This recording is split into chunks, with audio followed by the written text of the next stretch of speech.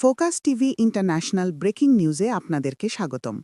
আসুন জেনে নেই আজকের প্রধান সংবাদ শিরোনামগুলো। ট্রাম্পের হামলা স্থগিতের পর ইরান জুড়ে ইসরায়েল যুক্তরাষ্ট্রের ব্যাপক হামলা।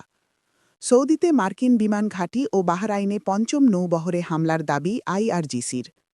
৭০-এর দশকের চেয়েও ভয়াবহ জ্বালানি সংকটের মুখে বিশ্ব, আইইএ প্রধান।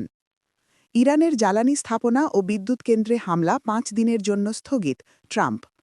ব্রিটেনের মূল ভূখণ্ডে ইরানের সম্ভাব্য ক্ষেপণাস্ত্র হামলার প্রমাণ নেই যুক্তরাজ্যের প্রধানমন্ত্রীর। গোপন আস্তানায় লুকিয়েও রক্ষা পাবে না ইসরায়েলি ও মার্কিন সেনারা, আইআরজিসি। যুক্তরাজ্যে সব ধরনের ভিসা ফি বাড়ানোর সিদ্ধান্ত। যুদ্ধে পাশে না দাঁড়ানোয় ইসলামী রাষ্ট্রগুলিকে কঠোর সমালোচনা আরব আমিরাতের।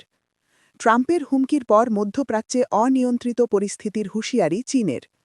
উপকূলে হামলা হলে পুরো পারস্য উপসাগরে মাইন বসানোর হুমকি ইরানের। নিষেধাজ্ঞা শিথিলে ইরানের তেলে কিনতে তৎপর চীনের শোধনাগারগুলো। ইরান যুদ্ধের তীব্রতা বাড়ার আশঙ্কায় এশিয়ার শেয়ার বাজারে বড় ধস। লেবাননের কাসমিয়া সেতু গুড়িয়ে দিল ইসরায়েল, মানবিক বিপর্যয়ের আশঙ্কা। ইরান যুদ্ধ মোকাবেলায় জরুরি কোবরা বৈঠক ডেকেছেন স্টারমার। ৬ শর্তে ইরানের সঙ্গে আলোচনা করবে যুক্তরাষ্ট্র, যার মধ্যে রয়েছে আগামী ৫ বছর কোনো ক্ষেপণাস্ত্র কর্মসূচি না রাখা, ইউরেনিয়াম সমৃদ্ধকরণ শূন্যের কোঠায় নামিয়ে আনা এবং গত বছর বোমা হামলায় ক্ষতিগ্রস্ত নাতাঞ্জ, ইস্ফাহান ও ফোর্ডো পারমাণবিক স্থাপনাগুলো স্থায়ীভাবে বন্ধ করে দেওয়া।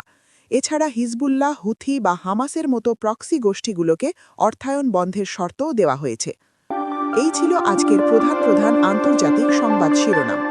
আমাদের পরবর্তী সংবাদ দেখার জন্য ফোকাস টিভির সাথে থাকুন। ধন্যবাদ।